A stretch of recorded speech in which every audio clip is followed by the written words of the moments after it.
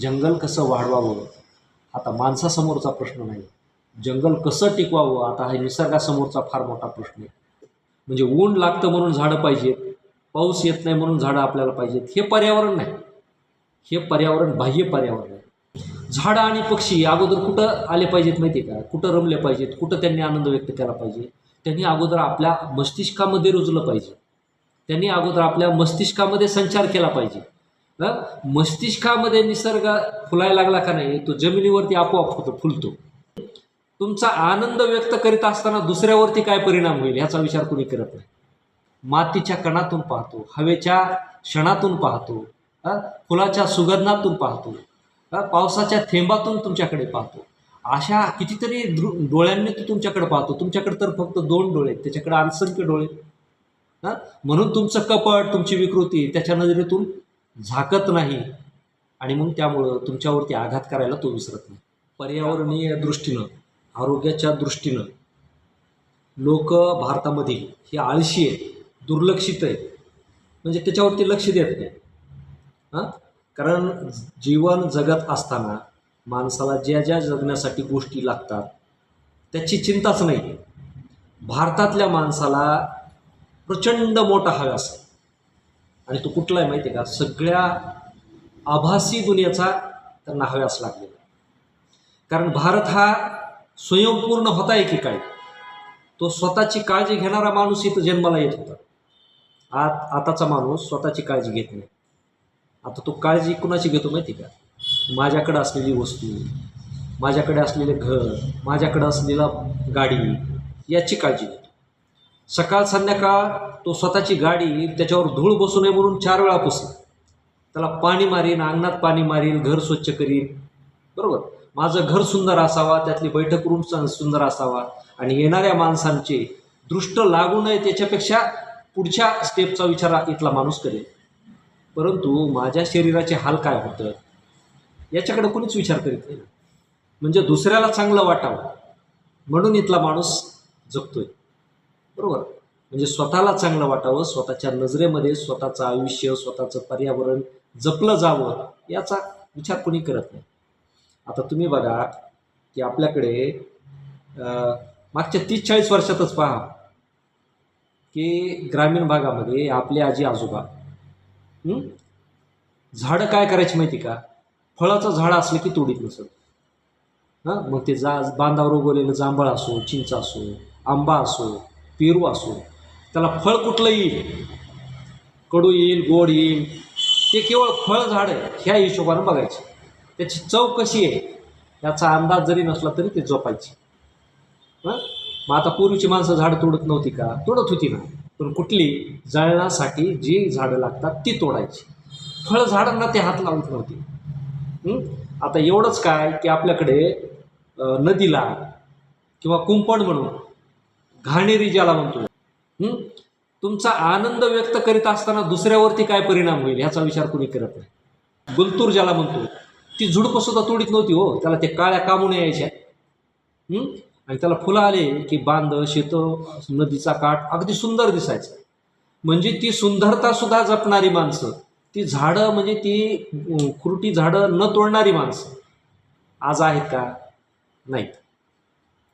गरजेपुरतं लागणारच फक्त त्यावेळेचा माणूस निसर्गाकडून घ्यायचा, त्याचा अतिरेक करीत नव्हता. आता तुम्हाला सांगतो, राक्षसासारखी माणसं झाली. ते कामाचा असो नसो उगत तोडायचं. तुम्ही आज जर बघितलं ना तर डोंगरामध्ये फिरायला जाताना ज्यावेळेस तुम्ही हे पर्यटक म्हणून जातात ना, शहरातली माणसं निसर्गाचा आनंद घेण्यासाठी, ते काय करतात? एवढं लाकूड हातात घेतात. कशाला? बरं ठीक आहे, आनंद म्हणून घ्या तुम्ही, वाळलेलं लाकूड पिकूड. बरं ते लाकूड घेताना आता तुम्ही छोटीशी बारीक निरीक्षण करा. ते माणूस काय करतो किंवा ती बाई काय करते माहिती का? आजूबाजूला जी झाडं असतात का नाही, उगत त्याच्या शेंड्याला हरीत चलते. ठीक आहे, त्यांनी काय त्या झाडाला इजा होत नाही किंवा ती फांदी तुटत नाही, पण ही विकृती आहे ना हो. विनाकारण त्याच्यावरती तुम्ही आघात करता का नाही? ही जी प्रवृत्ती आहे ना, हीच विकृत प्रवृत्ती आहे. आणि आजच्या माणसामध्ये समज कमी आणि विकृतीचं भांडार जास्त वाढायला लागले. आणि आपण पर्यावरण कुठलं आपल्याला जोपासायचं आहे? म्हणजे ऊन लागतं म्हणून झाडं पाहिजेत, पाऊस येत नाही म्हणून झाडं आपल्याला पाहिजेत, हे पर्यावरण नाही. हे पर्यावरण बाह्य पर्यावरण आहे, बरोबर. आधी आपल्या मनातलं, आपल्या मस्तिष्कातलं पर्यावरण जपणं फार महत्त्वाचं आहे. झाडं आणि पक्षी अगोदर कुठं आले पाहिजेत माहिती आहे का, कुठं रमले पाहिजेत, कुठं त्यांनी आनंद व्यक्त केला पाहिजे, त्यांनी अगोदर आपल्या मस्तिष्कामध्ये रुजलं पाहिजे, त्यांनी अगोदर आपल्या मस्तिष्कामध्ये संचार केला पाहिजे. मस्तिष्कामध्ये निसर्ग फुलायला लागला का नाही, तो जमिनीवरती आपोआप होतो, फुलतो. मग हे निसर्गाचं फुलणं आताच्या माणसाच्या मस्तिष्कामध्ये नाही. आताच्या माणसाचे मेंदू आणि मस्तिष्क हे उजाड झालेले आहेत, उजाड. मग त्यांची भौतिक पातळी किती असू द्या, पण मानसिकता उजाड आहे, वैचारिकता उजाड आहे. कोणाकडे विचार आहे सांगा बरं. चांगली समज असणारे, आपण कसं वागावं, आपण कसं राहावं, अशी समज असणारी माणसं या जगामध्ये किती येतात? फार नगण्य. म्हणजे आपण माणसंच नाहीत राहिलेलो आता. उगा आता माणसासारखे दिसणारे प्राणी आहेत. म्हणजे निसर्गानं आपल्याला डॉमिनेट केलेले आहे. म्हणून काय व्हायला लागलं माहिती का, की निसर्ग आपल्यावरती आघात करायला लागला. मग तो उष्णता वाढीच्या माध्यमातून असेल, अवकाळीच्या माध्यमातून असेल, वादळांच्या माध्यमातून असेल, अतिवृष्टीच्या माध्यमातून असेल. मग अनपेक्षित सगळ्या घटना घडत आहेत. त्या घटना कशामुळं घडत आहेत? माणूस तसा स्थिर नाही आणि माणसांची नाळ, माणसाचं बॉन्डिंग निसर्गाशी तुटलेले. म्हणजे आपण म्हणतो ना की आपलंच प्रतिबिंब आरशात आपल्याला दिसतं. निसर्गसुद्धा तसाच आहे. आपण त्याच्याकडे जसा पाहतो ना तसा तो आपल्याकडे पाहतो. ठीक आहे, ते तुम्हाला माणूस म्हणून किंवा एखादी वस्तू म्हणून दिसणार नाही, पण तो तुमच्याकडं पाहत असताना वेगवेगळ्या हजारो नजरेनं तुम्हाला पाहतो.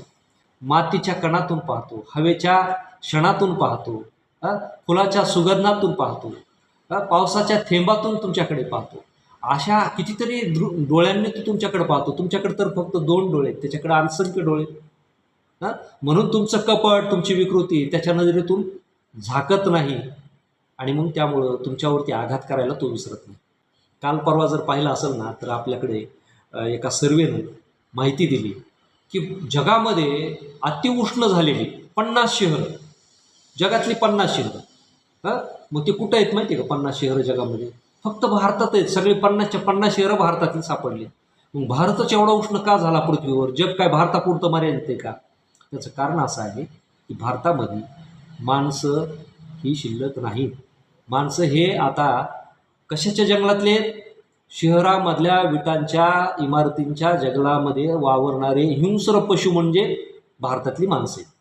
कारण काय होतं, सूर्याची उष्णता सगळं वीट आणि कॉन्क्रीट शोषून घेतं, लोखंड शोषून घेतं, तुमच्या प्रदूषणाच्या गाड्या शोषून घेतात.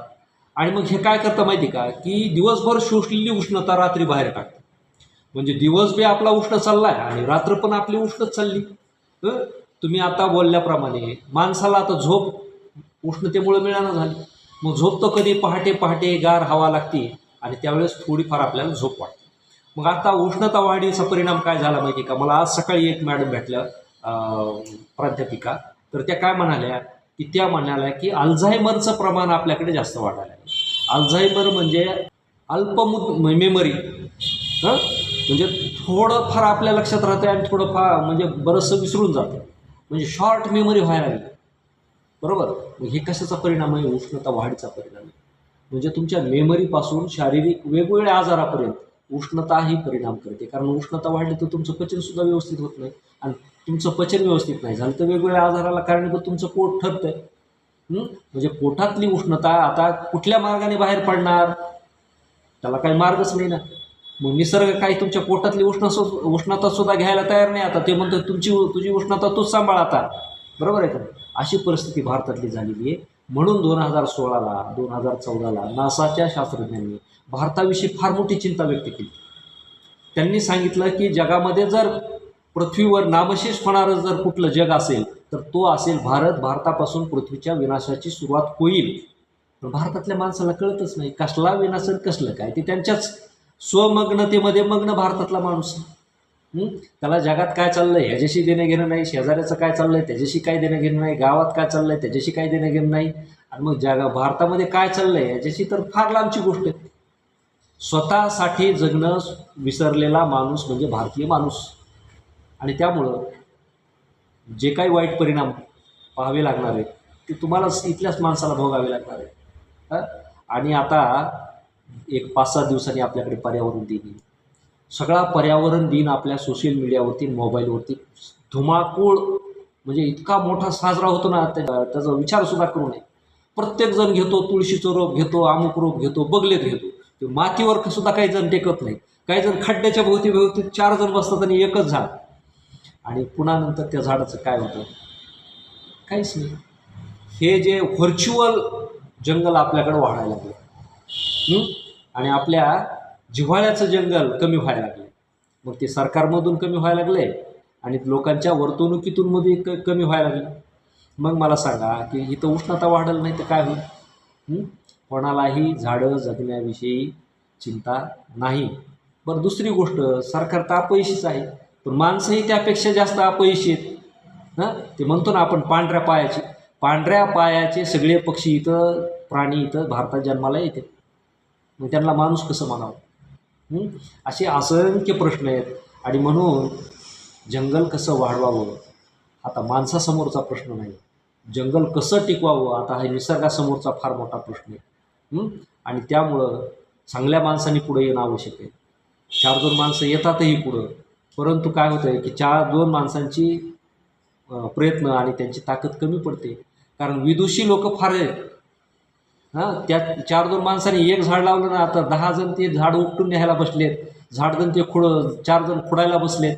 म्हणजे दुसऱ्यानं चांगलं काम केलेलं सुद्धा देखवत नाही. इतक्या वाईट पातळीवर आपली मानसिकता गेलेली. स्वतः तर काही करायचं नाही आणि दुसऱ्याला काही करू द्यायचं नाही. आणि सरकार त्यापेक्षा बिलिंदर. चांगली माणसं तर त्यांना नकोच आहेत ह्या भारतामध्ये. कारण चांगली जर माणसं इथं निर्माण झाली तर मग सगळे वाईट त्या राजकारण्यांना म्हणतील. मग सगळे चांगल्या माणसांना चांगले म्हणायला लागले तर मग आपला उदो कोण करील? म्हणजे अशा आविर्भावामधले नेते ते सत्ताधारी आहेत आणि ते राज्य करतात.